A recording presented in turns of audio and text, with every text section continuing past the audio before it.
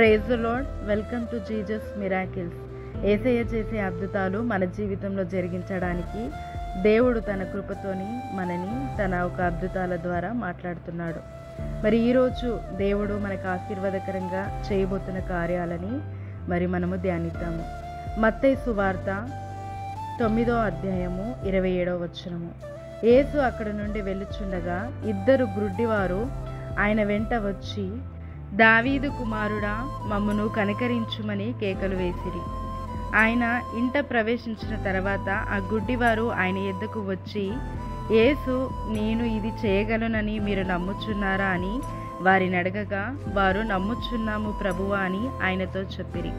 అప్పుడు ఆయన వారి కనులు ముట్టి, మీ నమ్మికము చొప్పున మీకు కలుగునుగాక అని చెప్పినంతలో వారి కనులు తెరవబడెను. యేసయ్య ఇక్కడ ఇద్దరు గుడ్డి వాళ్ళని స్వస్థపరిచాడు. వాళ్ళు దావీదు కుమారుడా మమ్మల్ని కరుణించు, దావీదు కుమారుడా మమ్మల్ని కరుణించు అని కేకలు వేస్తున్నారు. యేసయ్యకి వినిపించట్లేదా? వినిపిస్తున్నది, కానీ వాళ్ళలో కొంచెము అవిశ్వాసం ఉంది. వాళ్ళు చాలా ఆలస్యంగా యేసయ్య దగ్గరికి వచ్చి ఉన్నారు. అంతకుముందు అనేక అద్భుతాలు వాళ్ళు చూశారు, కానీ మా గుడ్డితనము పోతుందో పోదో అని అవిశ్వాసం ఉండే. వాళ్ళ అద్భుతాలు చూసి యేసయ్య చేయగలుగుతాడని నమ్మినారు. అందుకనే యేసయ్య అడుగుతున్నాడు, మీరు నమ్ముతున్నారా? నేను కళ్ళు తెరవగలుగుతానని అన్నప్పుడు, నమ్ముచున్నాము ప్రభు అని అంటే, సరే మీ నమ్మిక చొప్పున మీకు కలుగునుగాక అని చెప్పి వారి కళ్ళను ముట్టినప్పుడు ఆ కళ్ళు తెరవబడ్డాయి. కొన్నిసార్లు మన జీవితంలో ఆలస్యం జరుగుతుంటుంది. ఎందుకంటే కొంతమంది మనకి కల్పించే అవిశ్వాసము ద్వారా మనలో విశ్వాసము లేక కొన్ని కార్యాలు అనేది ఆగిపోతాయి. ఆ విశ్వాసము దేవుడు ఆ విశ్వాసంలో మనల్ని బలపరిచి దేవుడే ఇది చేశాడు. కొన్నిసార్లు దేవుడు మనలో విశ్వాసం లేకపోయినప్పటికీ చాలా కార్యాలు చేస్తూనే ఉంటాడు, కానీ మనకు అనిపించదు అప్పుడు దేవుడే చేశాడా అని. నార్మల్గా కామన్గా మనం తీసుకుంటాం చాలా అద్భుతాలైనా కానీ దేవుని కార్యాలు.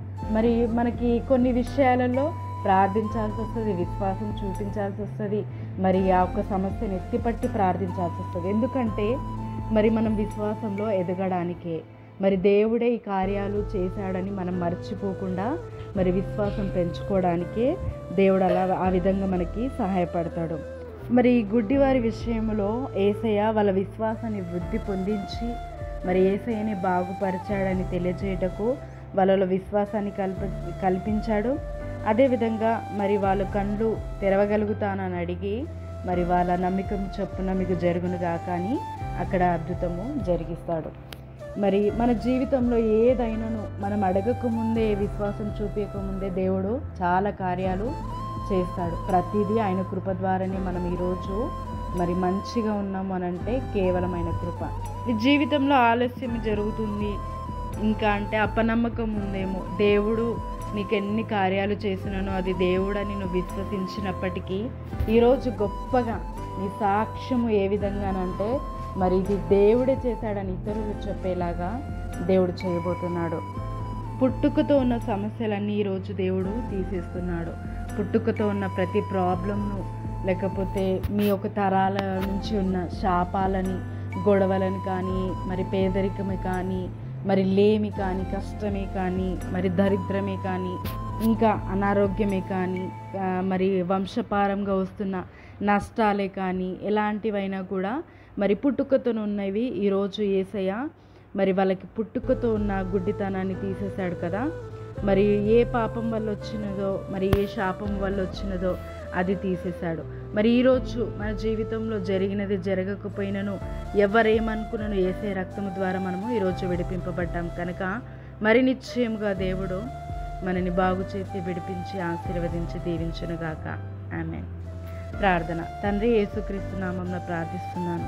వారి నమ్మకము చొప్పున ఇదిగో తండ్రి, ఆ గుడ్డివారిని నువ్వు బాగు చేసినావు. ఈరోజు మేము నమ్ముచున్నాము, నువ్వు సమస్తమును మాకు ఇవ్వగలవని, మాకు ఇచ్చావని, మమ్మల్ని ఆశీర్వదించావని. ఇదిగో తండ్రి ప్రభా, తరాల నుంచి వచ్చిన శాపాలే కానీ, తరాల నుంచి వచ్చిన పాపాలే కానీ, తరాల నుంచి వచ్చిన దరిద్రమే కానీ, ఏ విషయం అనారోగ్యమైనా సరే ఈరోజు ఎవరైతే ఎత్తిపట్టి ప్రార్థిస్తున్నారో వారందరి విషయంలో అద్భుతము చేసి విడిపించమని యేసుక్రీస్తు నామమున ప్రార్థిస్తున్నాము తండ్రి. ఆమేన్. యేసయ్య మీ జీవితంలో గొప్ప కార్యమును, నూతన కార్యమును జరిగించునుగాక. ఆమేన్.